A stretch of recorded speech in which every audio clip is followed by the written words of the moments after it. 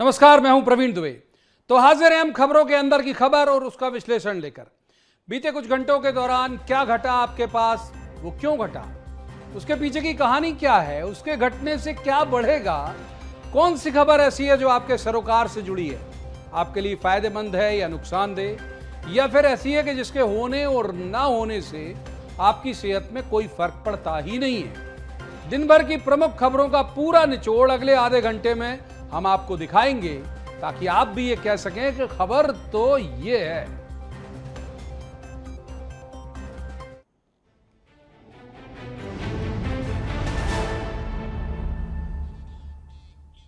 तो जिन खबरों का पर हम आज चर्चा करेंगे उनमें पहली खबर है जल प्रलय। आप देख रहे होंगे मध्य प्रदेश में लगातार ऐसी तस्वीरें आ रही हैं कई जगह से, और बहुत सारे लोग कई जगह फंसे हुए भी थे जिन्हें एयरलिफ्ट करके निकाला गया। तो पहली खबर और कैसे रेस्क्यू ऑपरेशन ये चला, इसके बारे में हम आपको बताएंगे। दूसरी जो खबर है वो खुले में घूमते भेड़िए। ये इंदौर के पास महू की एक घटना जो बहुत चर्चित है और जिसको लेकर सियासत भी बहुत ज्यादा चल रही है, आपने देखी होगी, उस पर पूरे विस्तार से हम प्रकाश डालेंगे। तीसरी खबर है बीजेपी का बढ़ता कुनबा। हालांकि आप ये कह सकते हैं कि ये तो कोई खबर नहीं है। रोज बीजेपी आए दिन सदस्यता अभियान के तौर पर भले नहीं चलाती हो, लेकिन चलता तो है उनके यहां। डेली ज्वाइनिंग चली रही है लंबे वक्त से, आप देख रहे हैं। लेकिन इसमें क्या खास है और इसके अंदर क्या था, ये आपको बताएंगे। चौथी जो खबर है वो है वक्त पर रायशुमारी। ये बड़ी इसलिए भी है ये खबर कि इसको लेकर पूरे देश भर में माहौल चल रहा है। जो इसके पक्ष वाले लोग हैं वो पक्ष में वोट करने के लिए कह रहे हैं। जेपीसी बनाई गई है, उसने कहा है कि लोग अपनी राय दें, अपने सुझाव दें। तो इसके अंदर कैसी सियासत चल रही है उस पर बात करेंगे। पांचवी जो खबर है वो ये है सीएम ने लगाई क्लास। ये इतना सकारात्मक सा शब्द है क्लास लेना। क्लास टीचर भी लेते हैं, लेकिन उनके लेने का अंदाज अलग होता है। जब क्लास लगाना बोला जाए तो वो मुहावरा एक अलग तरह से होता है। छत्तीसगढ़ के मुख्यमंत्री ने कैसे क्लास लगाई, इस पर भी करेंगे बात। छठी जो खबर है वो है हिट एंड रन। ये एक तरह से हम ये कह सकते हैं कि ये नहीं होना चाहिए। आप तस्वीर में देख भी रहे हैं, मामला भोपाल का है। क्या हुआ था और कैसे हुआ था, 2-4 दिन पुराना है, लेकिन जो सीसीटीवी है वो अभी वायरल हुआ, तो इस पर बात करेंगे। सातवीं खबर है शेर भी सियार भी। ये हालांकि शेर जो है वो स्क्रीन पे उस तरह से आपको दिख नहीं रहा होगा, लेकिन भोपाल के आसपास टाइगर की बहुत ज्यादा मौजूदगी है। पूरा कुनबा उसका बढ़ रहा है, और अब सियार की एंट्री हुई और उससे कैसे पैनिक जो है वो फैला, इस पर बात करेंगे।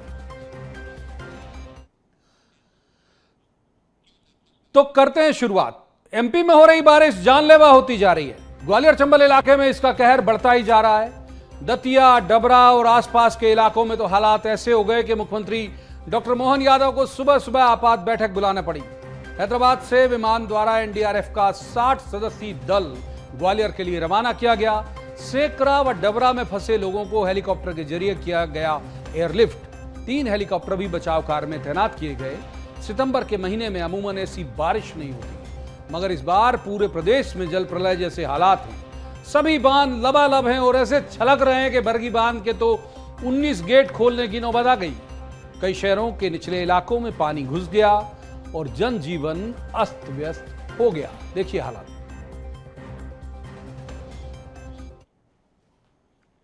बारिश होना चाहिए थी, उससे ज़्यादा हो रही है, और ख़ास करके सितंबर माह में ये जो एक तरह से मौसम का, वर्षा का पूरा चक्र बिगड़ गया ऐसा लग रहा है। इसलिए कई क्षेत्रों में लगातार बारिश हो रही है, और बारिश की अधिकता के कारण से आज जिला प्रशासन के अलग अलग अधिकारियों के साथ और जिला कलेक्टर एसपी के साथ मैंने यहाँ मीटिंग भी की है। उनको निर्देश जारी किए कि किसी भी हालत में इस बारिश की स्थिति में भी हमारा जनजीवन सामान्य रहना चाहिए। बाढ़ में कोई फंसा हो, कोई कारण से पुराना मकान में कोई घटना न घटे, इसकी पूरी सावधानी रखें। और आपके माध्यम से भी मैं निवेदन करना चाहता हूँ प्रदेश की जनता से कि हम सब स्वस्थ रहें, सुरक्षित रहें, और वर्षा के इस कठिन दौर में भी अपने परिवार में कोई घटना न घटे, इसकी सावधानी रखें। जरा भी आपको लगता है कि मकान कच्चा है या थोड़ा हट जाना चाहिए, तो जिला प्रशासन पूरा प्रबंधन कर रहा है आपके लिए, न केवल राहत की व्यवस्था, बाकी और भी सारे प्रबंधन उनके लिए निर्देश जारी कर दिए गए हैं सभी एसपी कलेक्टर सारे लोगों को, क्योंकि आगामी 30 सितंबर तक इसी प्रकार से अलग अलग जिलों में बारिश की संभावना रहेगी। तो सभी अधिकारियों की छुट्टियां कैंसिल की है। मैं उम्मीद करता हूं बाबा महाकाल सबको इस कठिन दौर में भी स्वस्थ रखेंगे। कोई भी कारण से कोई भी घटना होती तो आप नज़दीक के पुलिस स्टेशन जिला प्रशासन को जरूर बताइए, अपेक्षा मैं आपसे करता हूं। सीएम डॉक्टर मोहन यादव लगातार सुबह से पूरे इस राहत और बचाव कार्य पर नजर रखे हुए थे। जिन लोगों को एयरलिफ्ट करके निकालने की नौबत आई, उन्हें जहां पर हेलीकॉप्टर से नहीं निकाला जा सका, उन्हें वहां पर बोट से निकाला गया। तो जो लोग रेस्क्यू करके निकाले गए, उनसे फिर मुख्यमंत्री ने बात भी की। सुनवाते हैं आप। रेस्क्यू ऑपरेशन कर लिया सर, आप दोनों बात करना चाहेंगे? धन्यवाद।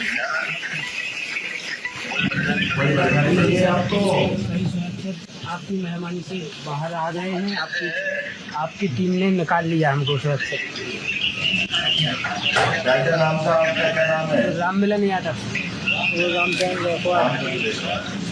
कोई परेशानी तो नहीं है आपको?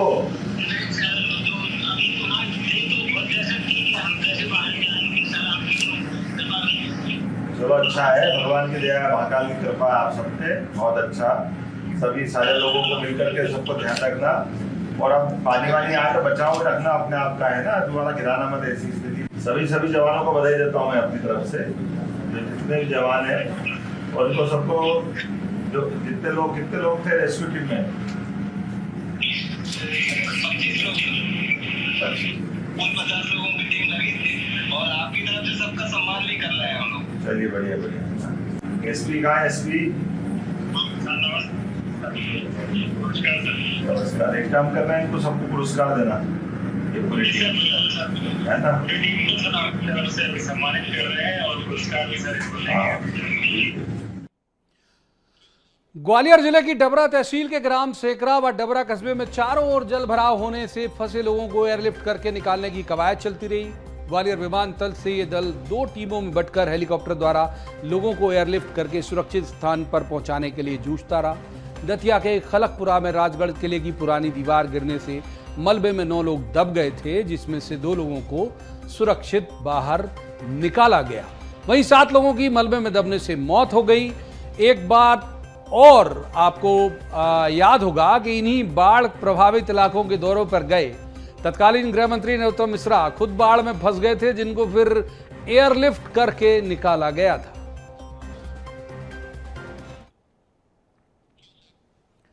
और अगली खबर है सड़कों पर घूमते भेड़ियों की। ये किसी इलाके या परिस्थिति के मोहताज नहीं होते, ये हर जगह पाए जा रहे हैं और दरिंदगी कर रहे हैं। महू में मंगलवार की रात अपनी महिला मित्रों के साथ जाम गेट घूमने गए थे ट्रेनी आर्मी ऑफिसर्स। ये आर्मी की फायरिंग रेंज भी है। दोनों जोड़ों को कुछ लोगों ने बंधक बना लिया। रात 2 बजे से 4:30 बजे तक उन्होंने बंधक बना के रखा। फिर एक कपल को 10 लाख रुपए लेने भेजा। दूसरे जोड़े में से पुरुष के हाथ पैर बांध दिए और कुछ लोगों ने उनकी महिला मित्र के साथ गैंग रेप किया।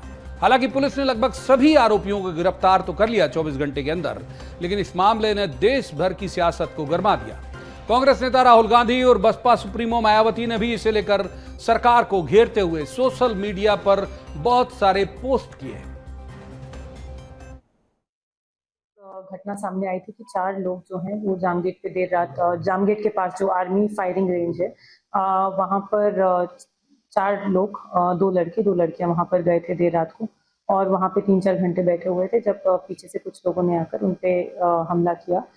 2 लोगों से उन लोगों ने 10 लाख रुपए बोला लेकर आने के लिए, और 2 लोगों को वहां पे बंधक बनाया। पूरे केस का पर्दाफाश किया है, जिसमें 6 आरोपी हैं टोटल, और सभी का नाम पुलिस को पता लग चुका है। 2 इसमें हिरासत में भी ले लिए हैं पुलिस ने, और बाकी की भी पूरा सर्चिंग ऑपरेशन देर रात से अभी तक चल रहा है, और हम जल्द ही बाकी लोगों को भी पकड़। इसमें लूट, डकैती और रेप की धारा लगी है। लड़कियों का क्या मेडिकल भी कराया गया है? इसमें से क्योंकि एक लड़की पे फरियादी ने बताया कि एक लड़की पे आशंका है कि उसके साथ गलत हुआ है, दूसरी लड़की और एक लड़का ऑलरेडी वहां से चले गए थे, तो मेडिकल करवाया गया। यानी ये कह सकते हैं कि शिकार की तलाश में घूमने आने वाले भेड़िए या तो अक्सर यही करते होंगे। संभव है कि वो इलाका इन्होंने चिन्हित कर रखा हो और यहां आने वाले जोड़ों के साथ वो ऐसा ही सलूक करते रहे होंगे। पुलिस अब उनसे सारे सच उगलवा रही है। 24 घंटे में पुलिस ने पकड़ लिया, ये बात अच्छी है, लेकिन सियासत इसको लेकर तेज होने की वजह एक है। पश्चिम बंगाल के रेप कांड को लेकर बीजेपी मुखर रही है, तो तय है कि विपक्ष उसे घेरने के लिए अवसर तो तलाशेगा ही। विपक्ष के दबाव में पुलिस की रफ्तार भी कई गुना बढ़ जाती है, लेकिन जिस तरह से ये भेड़िए खुले में घूमते हैं, लोगों को भी ऐसे जगहों पर जाने पर बहुत सावधानी रखने की जरूरत है। और अब अगली खबर बीजेपी के सदस्यता अभियान की। दावा किया जा रहा है कि मध्य प्रदेश में 10 दिन के भीतर बीजेपी ने जोड़े 25 लाख सदस्य। यह अभियान 25 सितंबर तक पहले चरण के बतौर चलेगा और उसके बाद दूसरा चरण शुरू होगा। बीजेपी प्रदेश अध्यक्ष वीडी शर्मा को पूरी उम्मीद है कि बीजेपी के कार्यकर्ता 1.5 करोड़ के लक्ष्य को पूरा करेंगे। तीव्र गति के साथ और मध्य प्रदेश की भारतीय जनता पार्टी के कार्यकर्ता अथक मेहनत और परिश्रम के साथ जुटे हैं। मैं ऐसा मानता हूं कि प्रत्येक बूथ पर कार्यकर्ताओं ने जो मेहनत की है उसका परिणाम है कि हम लक्ष्य को प्राप्त करने की ओर अग्रसर हैं। कल तक का हमें अगर मैं आपको कहूं तो मैं इसका सभी कार्यकर्ताओं को, मध्य प्रदेश के पूरे नेतृत्व को, मध्य प्रदेश के हमारे सभी कार्यकर्ताओं को जो प्रत्येक बूथ पर काम कर रहे हैं, हम 25 लाख से ऊपर भारतीय जनता पार्टी के कार्यकर्ताओं ने अभी तक रिकॉर्ड बनाया है। और मैं ऐसा मानता हूं कि ये गति और तेज गति के साथ प्रत्येक बूथ पर मैदान में उतरे हैं।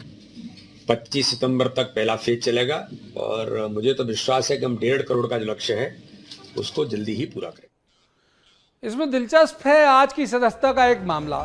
सतना की एक कांग्रेस पार्षद माया कोल अचानक लापता हो जाती हैं। सियासत गरमाने लगती है, सीसीटीवी फुटेज तलाशे जाने लगते हैं, निगम स्पीकर के खिलाफ अविश्वास प्रस्ताव लाने की तैयारी होने लगती है। वो मैडम अचानक प्रकट होती हैं बीजेपी दफ्तर में और कांग्रेस से भाजपाई हो जाती हैं। अब यदि पार्षद को लाने में बीजेपी के बड़े नेताओं की दिलचस्पी है तो समझ लीजिए कि उनमें कुछ ना कुछ तो बात होगी।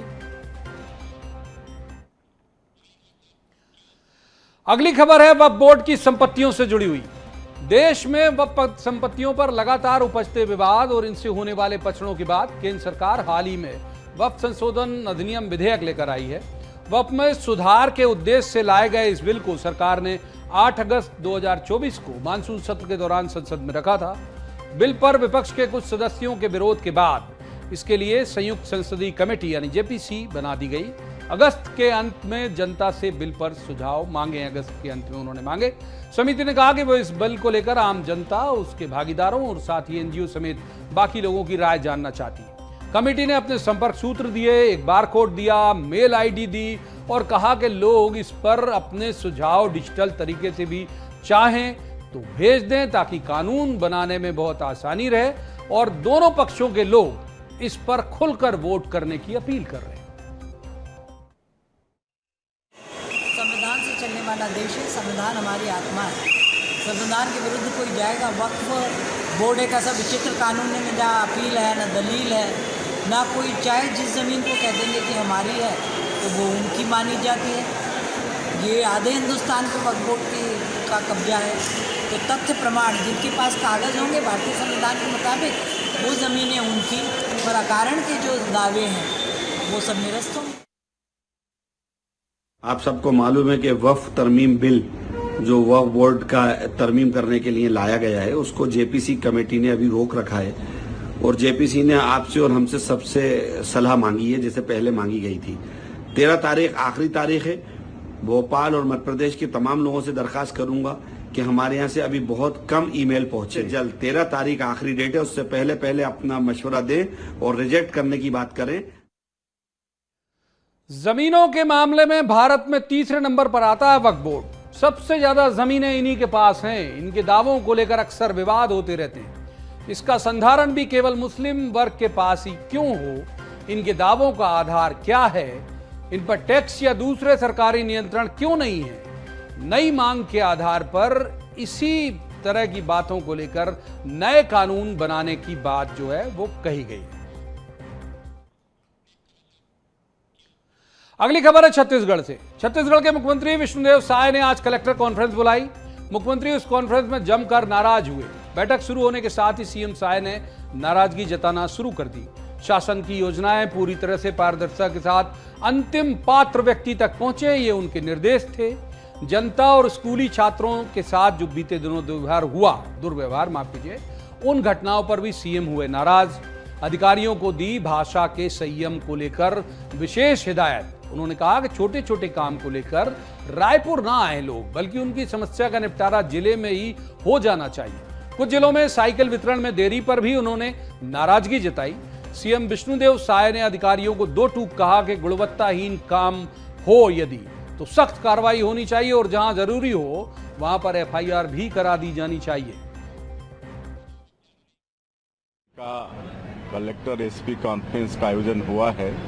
आज ये पहला दिन था हमारे कलेक्टरों ने अपने अपने जिलों में सरकार की योजनाओं के संबंध में क्या क्या किए हैं, कहां कहां तक पहुंचे हैं, वो सबकी विस्तार से जानकारी दी है कि जो सरकार की योजना है उसको 100% जरूरतमंदों तक पहुंचाएं। कोई भी जरूरतमंद एक भी ऐसा नहीं बचना चाहिए छत्तीसगढ़ के अंदर जो मतलब सरकार की योजनाओं से वंचित हो।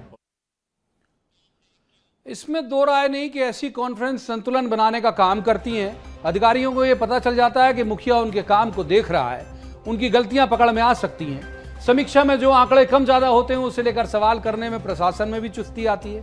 होना चाहिए ऐसी मीटिंग, और मीडिया संस्थानों के क्रिएटिव लोगों को भी मौका मिल जाता है आई कैचर हेडिंग बनाने का, इसे प्रचारित करने का। वैसे भी क्लास दो ही भाव देता है, एक जिसमें टीचर बहुत बेहतरीन तरीके से विषय प्रवर्तन करते हैं, दूसरा वही जिसे हम आजकल मुहावरे की तरह क्लास लगाना कहते हैं। तो आज वाली जो थी वो सीएम साहब के क्लास लगाने वाली क्लास ही थी। अगली खबर भोपाल पुलिस की फंक्शनिंग पर सवाल खड़े करती है। भोपाल के मेनेट यानी Maulana Azad national institute of technology में पीएचडी कर रहे स्टूडेंट राहुल सिंह को एक कार ने टक्कर मारी और घसीटता हुआ ले गया। मौके पर ही राहुल की मौत हो गई। यह घटना तकरीबन 5 दिन पुरानी है, लेकिन उसका सीसीटीवी फुटेज आज सामने आया। इसमें साफ दिख रहा है कि कैसे अमानवीय तरीके से कार चालक ने उन्हें टक्कर मारी और घसीट दिया। पहले आपको वो सीसीटीवी फुटेज दिखाते हैं और उसके बाद फिर बात करेंगे।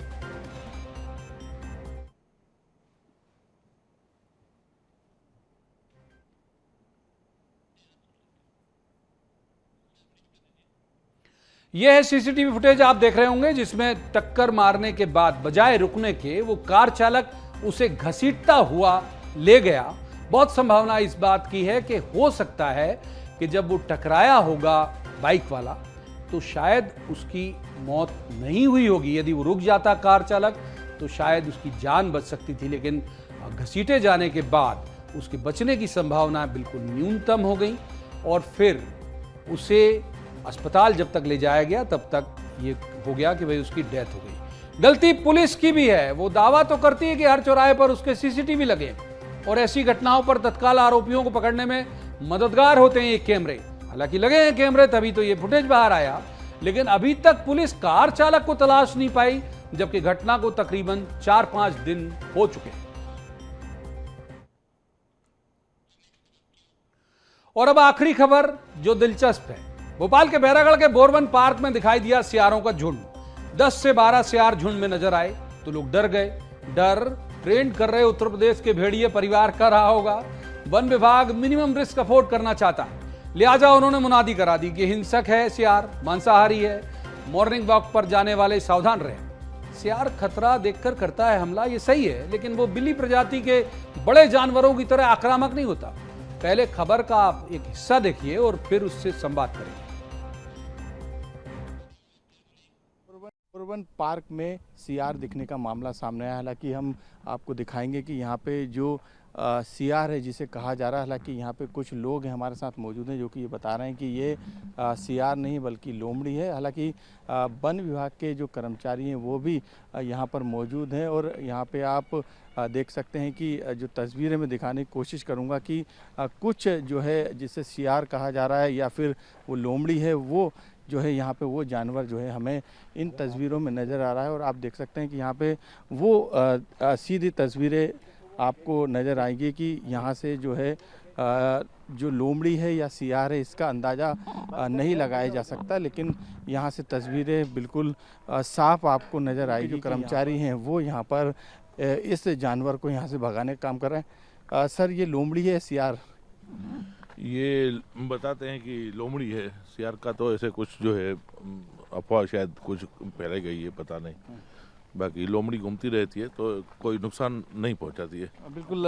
ये वन विभाग के कर्मचारी भी है। क्या नाम है आपका? दद्दू? मेरा नाम धन्नू है सर। धन्नू जी, ये बताइए, आप ये डंडे से आप ये लोमड़ी थी या सियार, इसके बारे में हम कुछ कह नहीं सकते, लेकिन क्या लग रहा है आपको, ये कौन सा जानवर है? ये कहते हैं लोमड़ी है, ऐसे बोलते हैं। बाकी तो हम भी बरोबर नहीं पहचान पाते कौन सी भाई, हो सकता फिर सियार निकल जाए, हम कह दें लोमड़ी है। और तो लेकिन है तो सही, तुम्हारे सामने देखा है। ये कितने झुंड में नजर आए ये? क्या? हाँ, झुंड में है, 10-12 का झुंड भी है, लेकिन आज तक कोई ऐसे उनने कोई हमला तो नहीं किया है, लेकिन भरोसा नहीं जानवर का है। नहीं, हम लोग साथ में घूमते रहते हैं पब्लिक के पीछे पीछे। आप ये भी देखते हैं भाई साहब हों, इनके थोड़े एक आध गेट पे रहते, बाकी अंदर हम साथ में घूमते हैं। निवासियों का कहना है जो कि यहाँ रहते हैं और मॉर्निंग वॉक के लिए आते हैं, इवनिंग वॉक के लिए आते हैं, घूमने के लिए आते हैं, उनका यही कहना है कि अभी कोई डर नहीं है। लेकिन फिर भी बच्चों के साथ या अकेले व्यक्ति को यहाँ पर कुछ समय के लिए नहीं आना चाहिए, क्योंकि यहाँ पे कई तरीके के जानवर हो सकते हैं, क्योंकि ये क्षेत्रफल काफ़ी बड़ा है, आसपास जंगली इलाका है, साथ में बड़े तालाब का भी जो है हिस्सा यहाँ से लगता है। कैमरामैन सेलन के साथ मनोज राठौर, BSTV भोपाल। तो लोग जो सपरिवार तफरीह के लिए जाते हैं उनके लिए चेतावनी। हालांकि सियार और लोमड़ी उतने ज्यादा आक्रामक नहीं होते हैं, बेशक मांसाहारी हैं तो होंगे। लोमड़ी तो बेचारी बहुत शर्मीली टाइप की एक जो जानवर है उसमें गिनी जाती है, शर्मीला प्राणी कह सकते हैं हम उसे। टाइगर जरूर भोपाल के आसपास घूम रहे हैं, वन विभाग ने चेतावनी वाले बोर्ड लगा रखे हैं, लेकिन जितनी सतर्कता सियार के बारे में बरती जा रही है वैसी टाइगर के लिए नहीं बरती जा रही, क्योंकि वन विभाग भी जानता है कि टाइगर जंगल का राजा है, एक गरिमा के साथ ही आक्रमण करेगा, दहाड़ कर करेगा। सियार तो यूं भी सबसे निचले क्रम का प्राणी है, जिससे किसी भी तरह की हरकत हो सकती है, यानी कब पीछे से काट ले, लपक जाए, लिहाजा सावधान रहना सबके लिए जरूरी है।